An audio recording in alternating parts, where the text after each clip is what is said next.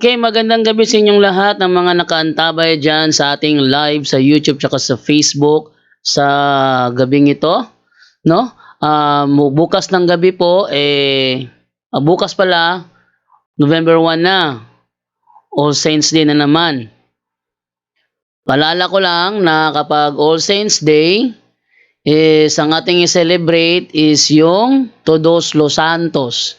Hindi Todos los Demonios kasi ang Todos los Demonios, ewan ko kung saan ba na ano yan, saan ba galing yung Todos los Demonios na yan, pero hindi po sa atin yan, ano? Sa atin, sa ating celebration is All Saints Day, not Demonic Day. Kaya sana, hindi ko man masabi sa lahat ng Katoliko, sana, ang ating i-celebrate bukas, November 1 is ang araw ng mga santo. Hindi araw at gabi ng lagim ng mga demonyo. At isa pa, wala raw sounds. Okay. Ayan. Ayan, meron na? Meron na. Okay, meron na. No? So, sa lahat ng mga kaibigan natin, sana is mga Katoliko, magsuot kayo ng kung gusto niyo ng costume party, yung costume ng santo, no? Alam natin na yung pagsuot ng costume ng witches, costume ng vampira is paastigan po 'yun, no? Paastigan po 'yun kasi nagawa ko 'yan dati nung ako ay nasa kabataan ko pa. Meron kasing contest na kailangan hindi ka makilala, no? Kailangan hindi ka makilala, sumali din ako. Pero wala mo na akong alam doon na hindi pala sa atin 'yan, no? Hindi pala sa atin 'yan. So wala akong kaalam-alam noong unang panahon patungkol sa bagay na 'yan kaya siguro matatawag ko 'yun na excuse. Dahil din naman ako aware na bawal pala 'yun. Shower out daw sabi ni Yuri. Sabi ni Cyrus Glenn pa shout out bro.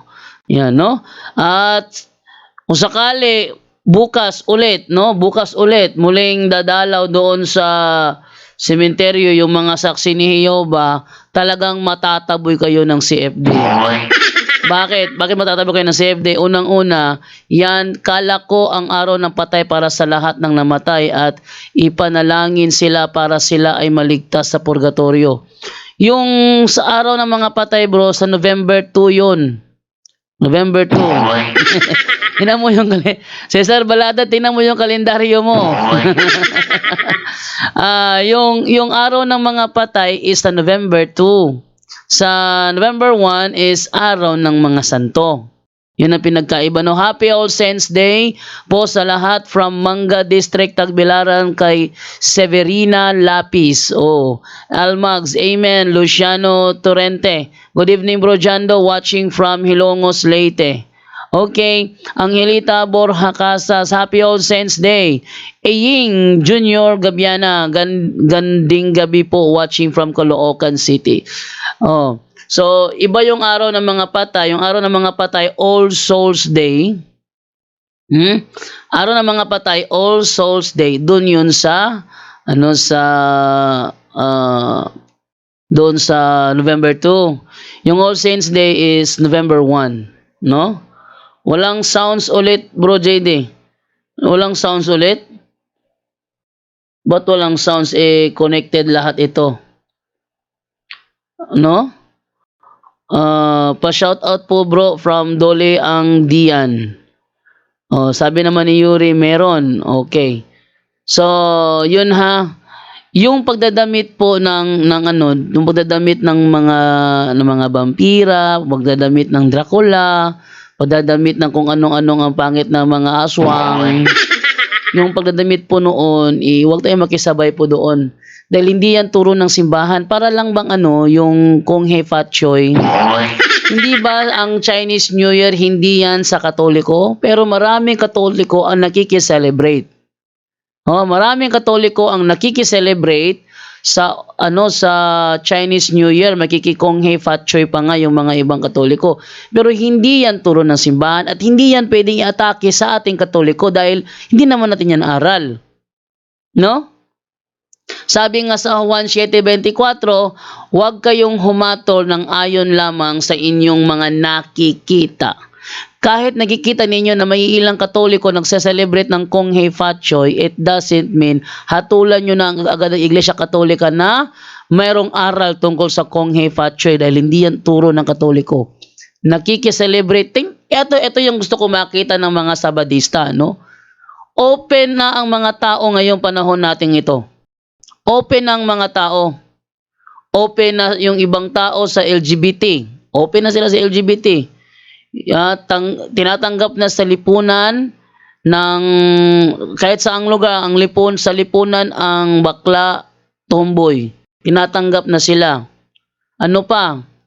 Yung nga Halloween na na nakadamit witches, nakadamit vampire. Tinatanggap rin 'yon. Tapos tinatanggap din sa lipunan ngayon yung mga nakikipagrelasyon kapwa lalaki kapwa babae. But it doesn't follow turo yan ng Katoliko. Yan ha, maging aware tayo diyan. Hindi porket marami ang nakikisabay sa uso, turo na agad ng Katoliko. Hindi ganyan.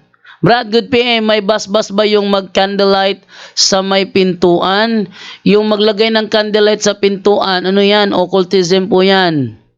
No, occultism na para bang daanan ng espiritu, ng kaluluwa. Nalala ko nung bata pa ako yan ng kwento ng mama ko eh. Daanan niya ng kaluluwa na para makapunta sa loob ng bahay. Tapos doon sa ibabaw ng altar, nilalagyan doon ng pagkain na paborito mong namatay. Halimbawa, si Lola. Paborito ni Lola yung mansanas. Lagyan ng mansanas doon. Pag kinabukasan, pag yung mansanas mukha bang para bang nabulok, sabihin na, ay, inamoy yan ni Lola. Hindi po yan ha. Yan ay mga pamahiin na hindi katuruan ng simbahan. Maraming mga pamahiin nagsisilabasan. Ina-apply ng ibang mga member ng Katoliko, pero hindi po yan turong Katoliko. Kaya ang mga sulpot, kapag tinira tayo gamit ang occultism, hindi kami tinatablan. Bakit? Kasi hindi naman namin yan turo. Bakit po dito walang sound? Anong walang sound? Sa INC lang lahat, hindi occultism ang turo. Sa INC, meron din silang turong occultism. Ano ba ang occult? Yung pag-super adore sa isang tao as religious leader. Hindi ba ganyan ang ginagawa nyo kay Manalo?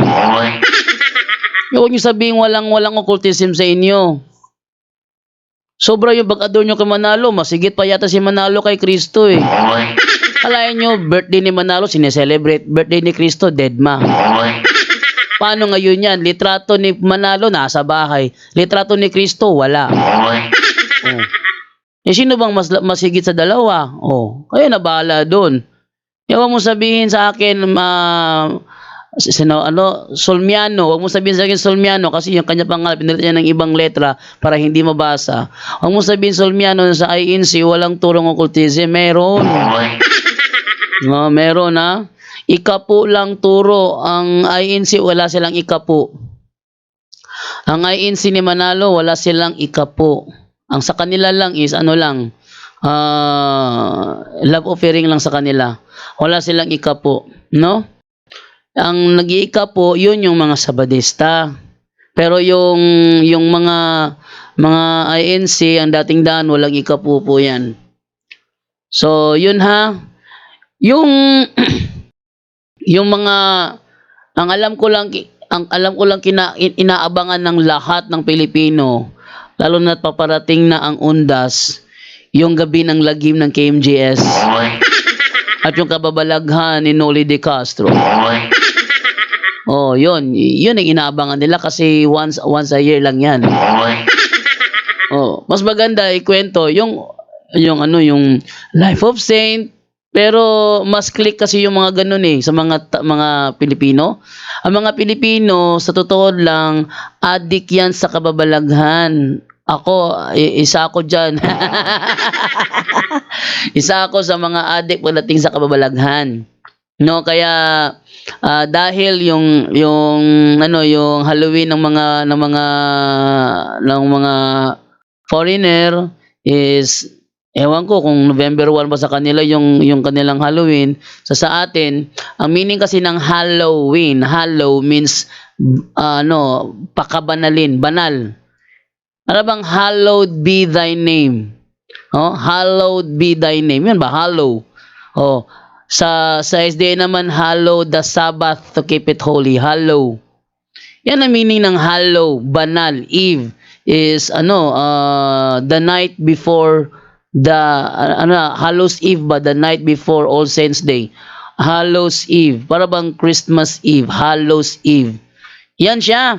Ako nanood ako niyan, bro. Kaayod di na ako nakapanghugas ng plato. No? Ako napanood ko, replay na lang napanood ko eh. Replay na lang napanood ko sa ano sa gabi ng Lagim 11. Oh. Replay na lang napanood ko dahil hindi wala akong ano dito, yung signal ko wala nang load kasi yung wire may sira yata, hindi ko na napaloadan yung signal. Kaya nag-aabot na lang ako na maglabas ng YouTube, no? So yan ha, ang Katoliko lang naman ang mapaniwalain sa mga kwentong kababalaghan na walang katotohanan. Anong walang katotohanan? Ang daming pasyente rito na ano, na biktima ng ano ng barang, ng kulam. Sabi mo walang katotohanan? Sobra ka naman si Sarbalada. Anong iting mo sa mga tao? Acting-actingan mula sa Luzon, Visayas, Mindanao, babiyahe sa Bohol para lang sa acting-actingan. Hoy, si Sarbaladad, wag kang manhid. Maging sa Biblia, may kababalaghan. Tingnan mo, may espiritista sa Biblia. Oh, hindi ba kababalaghan ng espiritista? Si Haring Saul. Oh, nalala ko si Alvin Gitamundok. Sabi ni Alvin Gitamundok, katuruang pagano daw yung third eye. Anong katuruang pagano yung third eye? Hindi katuruang pagano yun. Ha? Sa Biblia, may third eye. Hindi mo lang yata nabasa eh. Eto, paalala ko sa inyo na may third eye sa Biblia. Na may third eye sa Biblia. Minsan, pinapatay ni Haring Saul ang mga espiritista sa kanilang lugar. Di ba? Pinapatay ni Haring Saul ang mga espiritista sa kanilang lugar. Kaya mga espiritista sa kanyang panahon, nagtatago. Ngunit, nung namatay na si Propeta Samuel, wala nang mapagtanungan si Haring Saul kasi patay na si Propeta Samuel. So ang ginawa niya, nagpretend siya. Kumbaga para bang nag-costume ba na para hindi siya makilala ng mga espiritista kasi mga espiritista sa kanyang panahon, pinagpapatay nila yung mga espiritista. So, ang nangyari diyan, nag-disguise itong si Haring Saul para hindi siya makilala. Ang intention niya is matanong niya si Propeta Samuel. Anong ginawa nitong si Haring Saul? Lumapit sa espiritista. Oh, lumapit sa espiritista ha. Paglapit sa espiritista, ang espiritista naman nagsabi na hindi ako magsasagawa ng ganyan kasi baka espiya to sumbong mo ko. Ayokong gumawa. Yun sabi ng espiritista. Sabi naman ni Haring Saul, huwag ka mag-alala, wala mangyayari sa'yo. Gusto ko lang makausap ang isang tao na nangangalang Samuel. Siya hindi pwede dahil pinapapatay ni Haring Saul yung mga espiritista. Sabi niya, huwag ka mag-alala, hindi kita susumbong. Pero siya si Haring Saul. So, pagkitawag mo itong pang nagangalang Samuel. So, yung espiritista, nag-orasyon na. Oh, nag-orasyon na siya. At sabi ng espiritista, nakikita ko na may matanda lumabas sa ilalim ng lupa. Tanong, bakit siya lang ang nakakita? Cesar Baladad. Ha? Cesar Baladad, bakit siya lang ang nakakakita? Ba't hindi nakita ni Haring Saul? At paano niya nalaman Paano niya nalaman na yung nagtatanong si Haring Saul yun? Sabi pa nga niya, niloko mo ko. Ikaw pala ang Haring Saul. Sabi niya, huwag ka magalala. Ako ito, huwag ka magalala. Hindi kita ipapatay. Sabi ni Haring Saul, gusto ko lang makausap si Samuel. Oh. So, yung medium, yung espiritista ng panahong yun, siya yung namagitan sa Samuel na kanyang nakikita at kay Saul. Nagtanong si Saul, ginamit ng espiritista ang kanyang ability to communicate spirit in preternatural world. Ginamit niya yung kanyang third eye, kinausap niya. At ano man ang sinagot nung Samuel na kanyang nakita, sinabi niya kay Saul. Ngayon, kung hindi katotohanan ng kababalaghan sa Balada gaya ng sinasabi mo, bakit nasa Biblia yan? Kaya huwag kang manhid. Huwag kang maang-maangan. Binubulag mo sarili mo. Napakadaling lokohin ng ibang tao, Cesar Baladad, kung ang sarili mo kaya mong lokohin. Tandaan mo yan. Ha? Cesar Baladad? At saka bakit sa Galatia 5:19 may nakalagay doon mangkukulam? Oh. Kung hindi pala katotohanan ng kababalaghan. Wag masyadong sirado ang isip. Para lang yan yung kapitbahay namin doon sa Osamis na delay yun ng apelyido, mga INC. Naglalakad ng madaling araw, may nakasalubong siya, puro nakaitim. Sabi pa niya, ay buntag. 2:00 ng madaling araw, ay buntag. May dala daw kotse na may kabaong sa loob. Pero yung pupuntahan, dead end.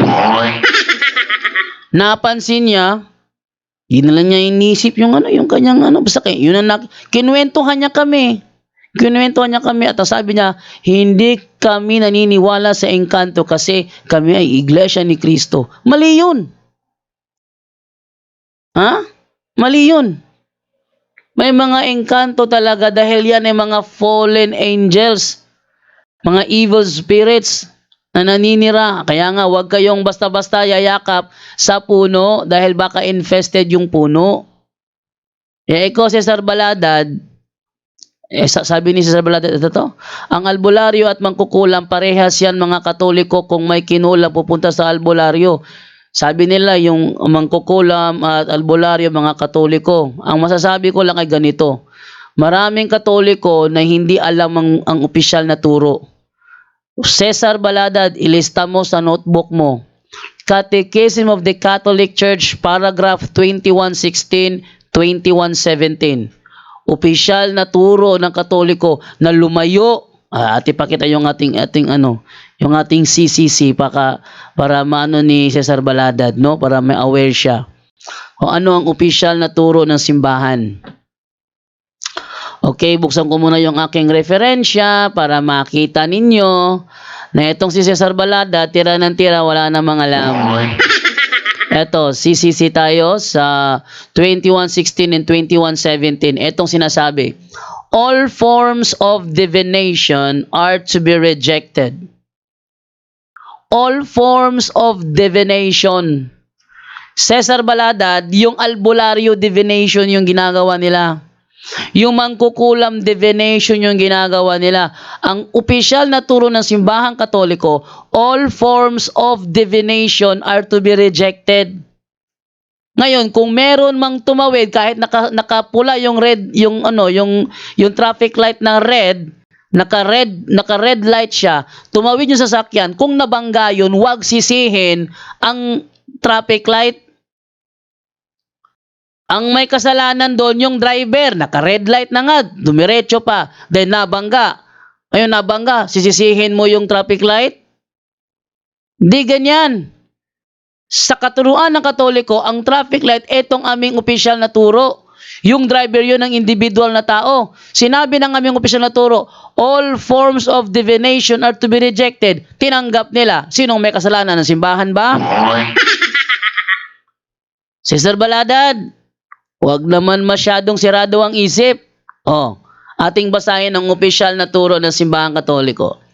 All forms of divination are to be rejected. Recourse to Satan or demons, conjuring of the dead, or other practices falsely supposed to unveil the future. Consulting horoscopes. Ayan na.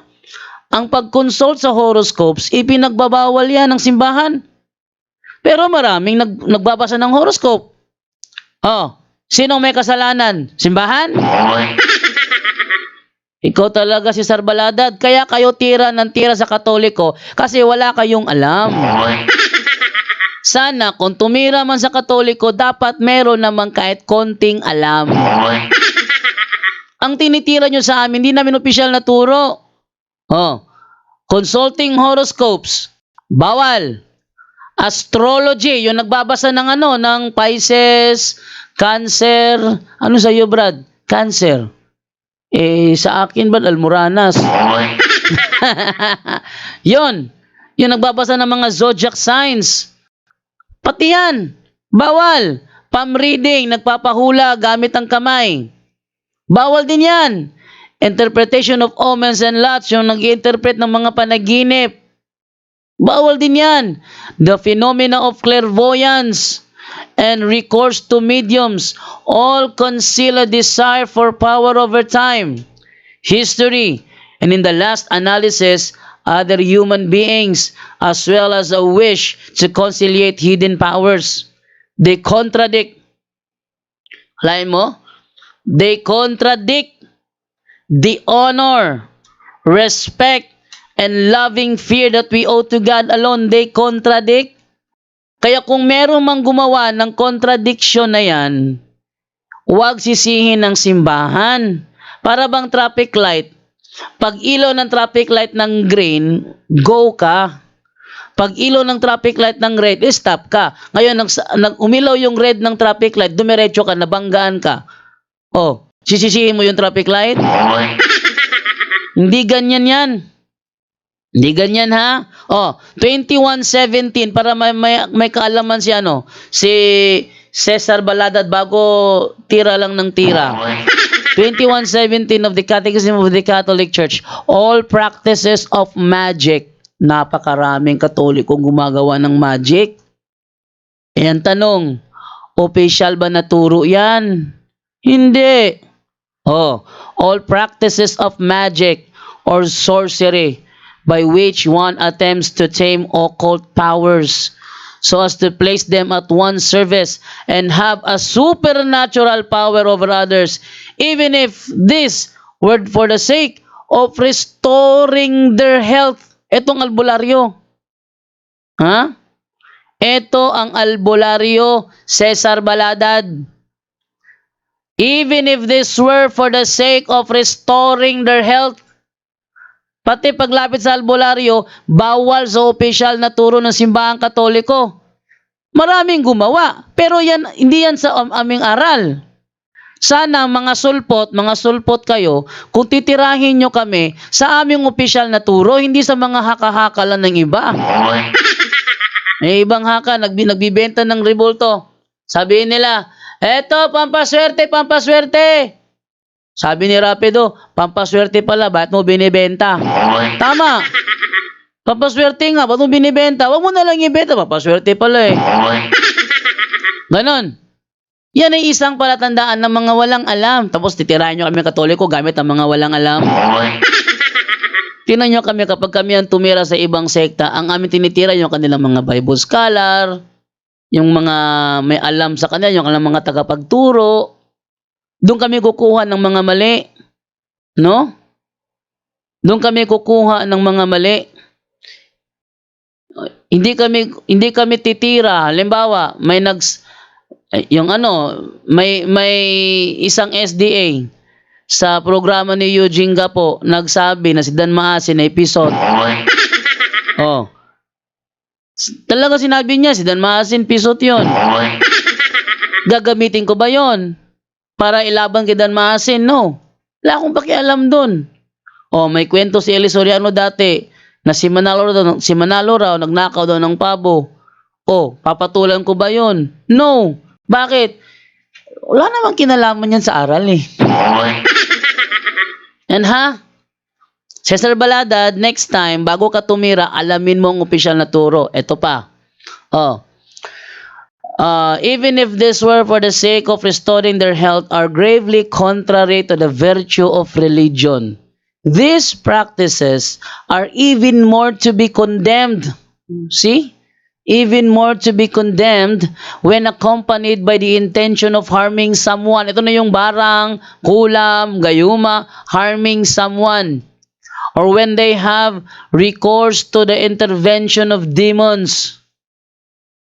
Oh, wearing charms, yung nagsusuot ng mga pampaswerte. Maraming dinala dito sa Office of Exorcism na dahil sa kakasuot ng pampaswerte, mas lalong minalas. Ayaw pa bitawan. Sabi, ba't mo ayaw mo surrender yan, ate? Kasi, protection daw to sa mga sakit. Protection? Ba't ka may sakit ngayon? Kung ayaw mong isurrender yan, ate, pwede ka nang umuwi. Sa mo? Tapos kami pabibintangan ninyo? Ano pa? Ito pa.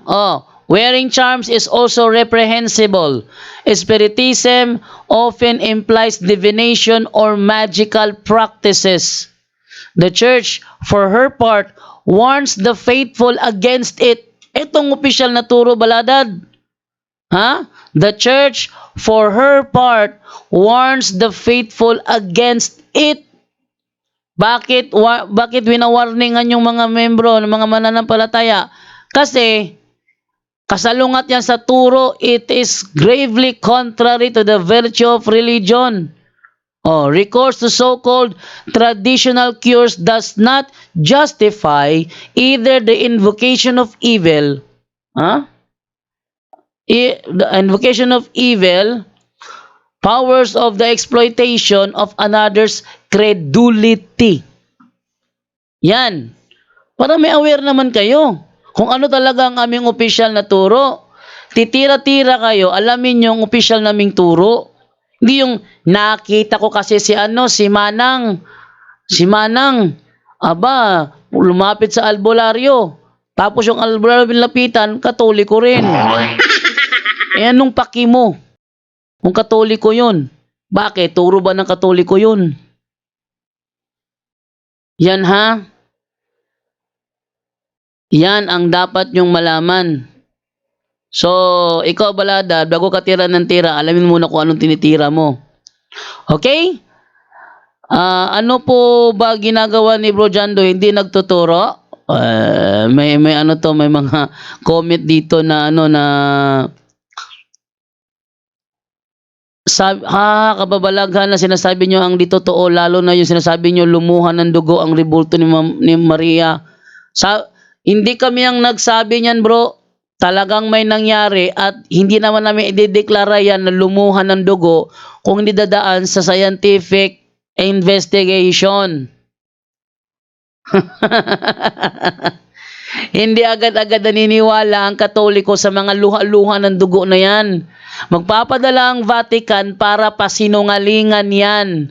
Pero kung mabigo ang pinadala ng Vatican para pasinungalingan yon, ibig sabihin, totoo yan. Totoo. Kasi nabigo yung pinadala eh. Halimbawa, ako ang utusan ng Vatican. Brother Jando, merong napapabalita doon sa Lipa na apparition. Puntahan mo nga yun, imbestigahan mo nga. Yun. Siyempre, ako na pinadala, ang gagawin ko lahat ng paraan para pasinungalingan yun. Yun ang purpose ng aking pag-imbestiga. Para pasinungalingan yun. Pero pag ako'y nabigo, lahat ng paraan ginawa ko na para ilantad ang kasinungalingan ng sinasabing lumuluhan ng dugo. Pag wala akong nailantad, lahat ng paraan ginawa ko na, sinilip lahat ng mga butas na maaaring pagdaanan ng dugo. Ano ba ang mga pwedeng daanan para lumuhan ng dugo? Wala akong makitang butas, pero talaga lumuluhan ng dugo. Pinunasan na nga yung dugo, siniguro na walang butas, tapos bila namang lumuhan ng dugo, hindi ko na may paliwanag. Tatawag pa ako ng doktor diyan para i-test yung blood.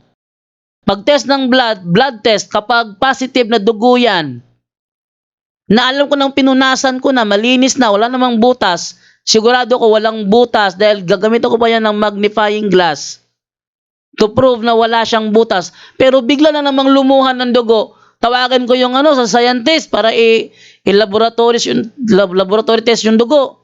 Malalaman niya ng scientist kung buhay ang dugo o patay. Tandaan ninyo ha, malalaman yan ng scientist kung buhay ba ang dugo o patay.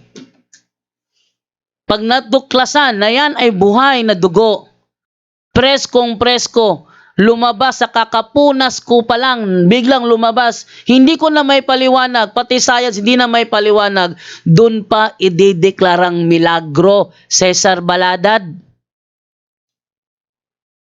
Kasi, ang mission ko bilang pinadala ng Vatican, pasinungalingan ang sinasabing milagro pag ako'y nabigo. Kapag ako'y nabigo, doon pa idedeklara na yan ay supernatural.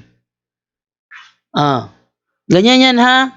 Ngayon ang nangyari sa Lipa apparition, ang daming naniniwala at nakikipaglaban kay Father Darwin, nilalabanan si Father Darwin kasi ba't daw sinisiraan ng apparition of Lipa? Dineklara na ng Vatican na walang supernatural yon. Pag sinabing walang supernatural, inimbestigahan yan at natuklasan na walang supernatural. Ibig sabihin, it's either demonyong gumawa o mina ni obra. Ganyan yan. Cesar Baladad, hindi basta-basta nagpapauto ang Katoliko. Hindi basta-basta. Kahit pa maraming Katoliko ang naniniwala sa shrine na yan. Sa shrine na yan, hanggat hindi inaaprobahan ng Vatican, wala yan. Wala. Kahit pa napakaraming naniniwala. Ganyan ang Katoliko. Hindi kasing ng uto-uto ng iba dyan. Hindi ganyan ang Katoliko. Okay? Hanggang lang ako ha. 7:50 lang ako dahil mag-live pa tayo sa punto por punto. So, nag-live lang ako ng konti rito. Okay. Sabi dito ni kakapaliwanag lang ni Bro Jando kanina, di ka nakakaintindi. Talagang di nakakaintindi. Ipinagbabawal sa Uy.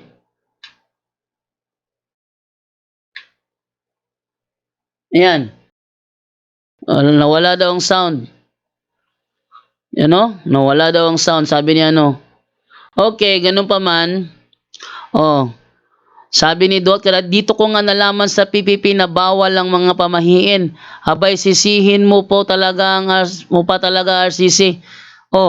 Dito nga nalaman sa punto por punto na bawal ang pamahiin Every Thursday to Sunday morning. Maliban ngayon, 2 weeks kaming close, 2 weeks na close ang Office of Healing and Exorcism. Pag open kami, nag-live ako sa Spiritual Warfare Catechism mula alas 8:30 ng umaga hanggang alas 12. Buong araw tinuturo na bawal ang pamahiin. Yan ha? Nawala na naman ang audio. Okay. Nawawala daw yung audio. Okay, Talaga nawawala-wala. Mamatay-patay.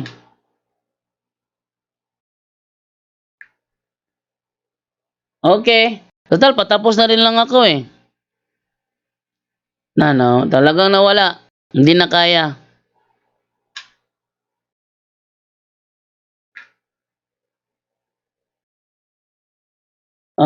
Hindi na kaya.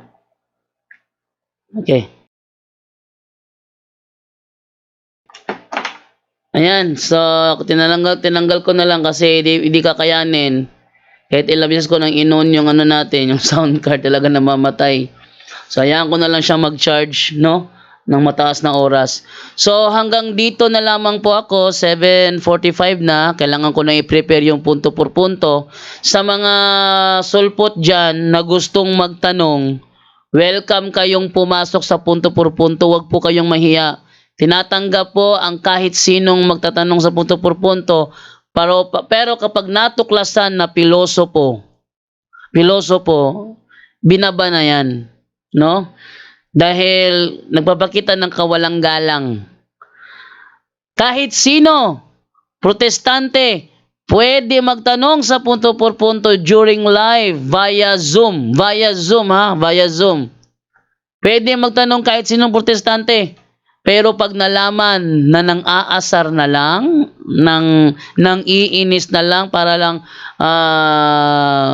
pasayahin ang kanilang damdaming ubod ng sama, nangiinis na lang, nang aasar na lang, pag ganon, ban na yun. Ibig sabihin, wala tayong mapapalang matino doon dahil wala siya. Kung siya mismo sa kanyang pag-uugali hindi na matino, mas lalo nang kanya sasabihin.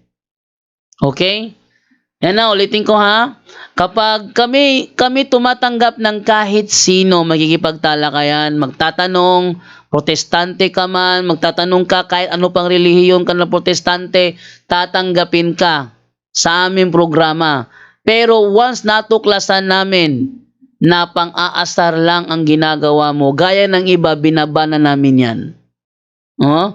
Para si LV Magsino galit kay Bro JD, yung asawa niya. Yung asawa niya ang galit sa akin kasi maraming beses ko nang nasusupalpal. No? Ang gusto kasi ng kanyang asawa, siya lang ang pakinggan.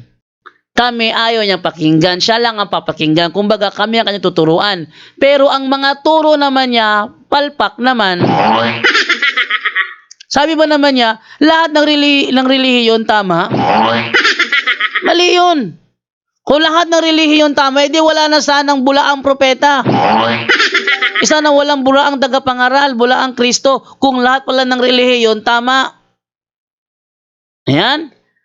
So, sa lahat, ina-announce ko ha, ang programang punto por punto ay tumatanggap ng kahit sino mo tatanong, Katoliko man o Protestante, tinatanggap yan, lalo na kung matino kausap.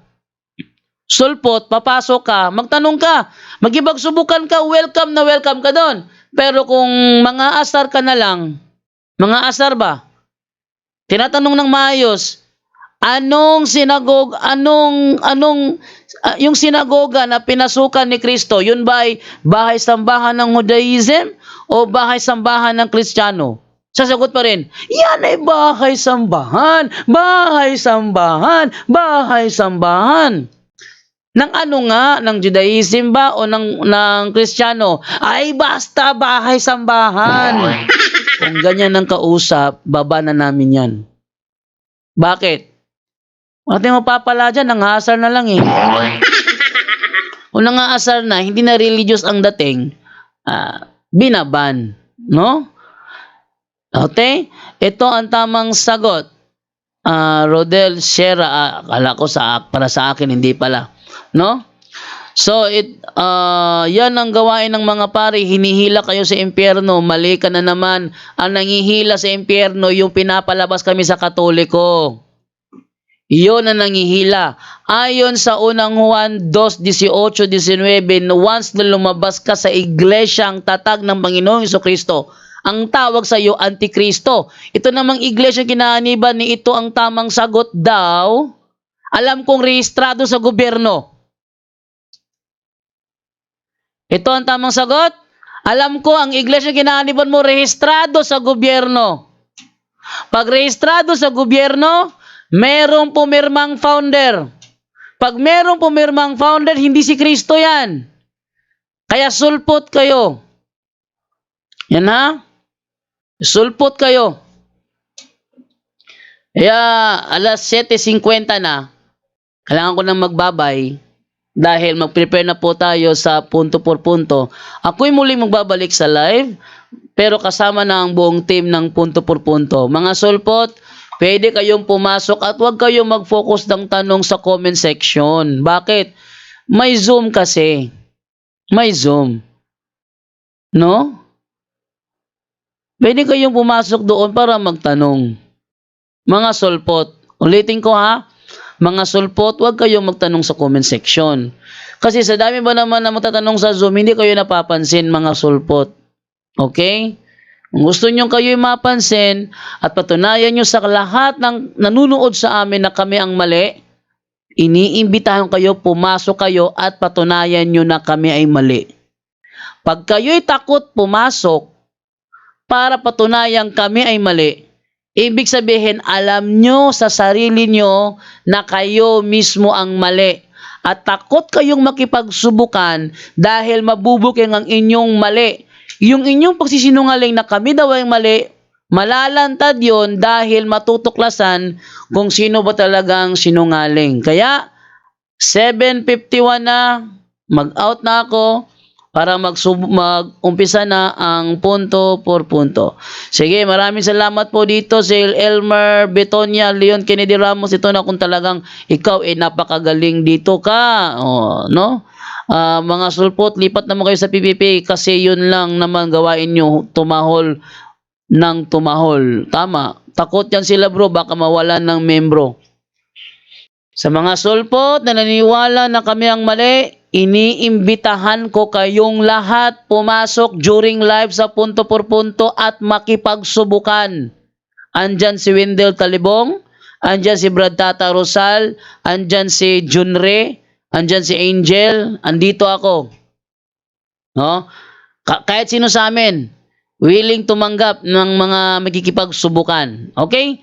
7:52 na po, kailangan ko na po magbabay and paalam, no? Bye-bye!